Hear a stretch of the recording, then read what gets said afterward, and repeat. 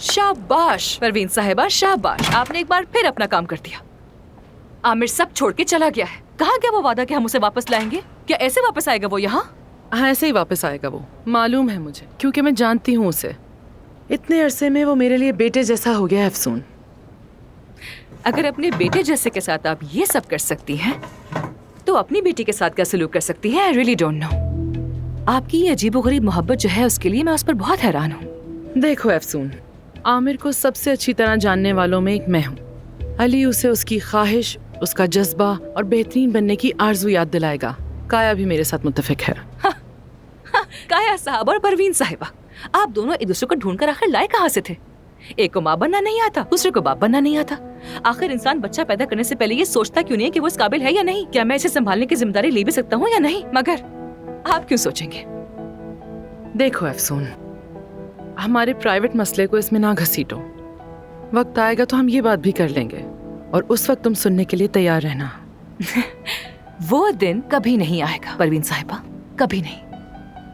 आपको सुनना क्या, बल्कि मुझे तो आपकी आवाज सुनने का भी कोई शौक नहीं। मैं आमिर के साथ की गई नाइंसाफी कभी बर्दाश्त नहीं करूंगी, कभी नहीं। लेकिन क्या तुम आमिर को जानती हो? तुम्हें तो ये भी अच्छी तरह नहीं पता कि उसे क्या बात उकसाती है और किस चीज से उसे सुकून मिलता है। वो बहुत डिफरेंट है। उसे क्या उकसाता है, किस बात से सुकून मिलता है? वो इंसान है, इंसान, कोई जंगली घोड़ा नहीं जिसे आप अपने काबू में कर लें। वो तो है, लेकिन मैं उसे काबू में नहीं करना चाहती।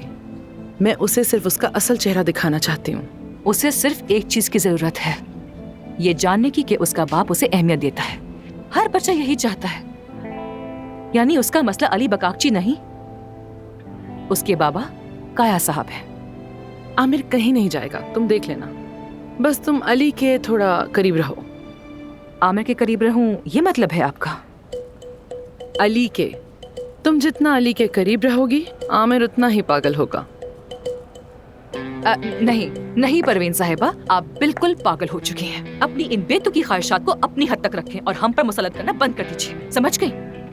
कटोरे में जहर देना बाकी रह गया है बस। मैं भी किससे बात कर रही हूँ?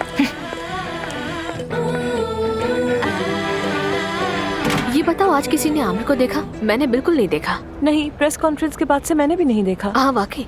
मुझे तो बहुत भूख लग रही है, मैं जरा बाहर जा रही हूँ। कोई आएगा मेरे साथ? बाहर जाने से पहले मैं तुम्हें कुछ बताऊं, मेरे पास जबरदस्त खबरें हैं। मेरे बारे में? नहीं, मेरे बारे में। यानी मेरा कोई लेना देना नहीं। जरा सी हमदर्दी, जरा सी मोहब्बत रखो। तुम्हारे अंदर मुरव्वत की बहुत कमी है। अफसून, खाने पर जा रहे हैं, तुम भी चलोगी? हम बाहर जा रहे हैं खाने के लिए। क्या ये हमें नहीं सुना? कहीं और है। हाँ कहो असली। अफसून, ये सब क्या हो रहा है यार? तुम्हारा हॉस्पिटल फिर से सोशल मीडिया पे ट्रेंडिंग बन गया है। कह रहे हैं कि आमिर की जगह अली आ गया है। तुमने ऐसी खबर पहले क्यों नहीं दी मुझे? मत पूछो यार, ये तो मेरे लिए भी बहुत बड़ा सरप्राइज था। अच्छा, तो क्या आमिर को मालूम है कि तुम दोनों पुराने आशिक रह चुके हो? चुप करो लड़की, जरा आहिस्ता बात करो। मैं अपने काम पर हूँ। अपने कमरे में नहीं हूँ। किसी को सूरत हाल का पता नहीं और पता चलना भी नहीं चाहिए। अरे मुझे क्या पता इस बारे में यार। अभी आमिर आया था, बहुत खफा लग रहा था। मैंने सोचा शायद उससे पता चल गया और तुम दोनों की लड़ाई हो गई है। आमिर वहाँ पर है? हाँ आया था, हवा की तरह। घोड़ों में सेक लिया और फौरन ही चला गया। ठीक है, मैं फौरन आ रही हूँ वहाँ। ठीक है। उस बारे में तमाम वजाहत दे चुकी हूँ। बतूल जी कहिए।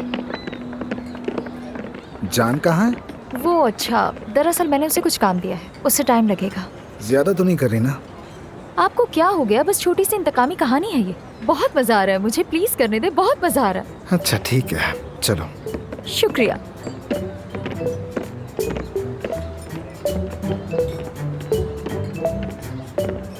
बात सुनो, खत्म हो गया मैं। ये सब चीजें रखो और जरा मेरे पास आओ। रखो। चलो वॉशरूम साफ कर दो, उसके बाद काम खत्म। अपने पास रखो इसे। क्या हो रहा है ये? हाँ भाई, माफ कीजिएगा लेकिन मैं वॉशरूम साफ नहीं करूंगा। ये तो वैसे भी तुम्हारा काम नहीं है, सफाई वाले का काम है ये। मैंने सही कहा ना बतूल? तुमने गलत समझ लिया। चलो अपने काम पे लग जाओ।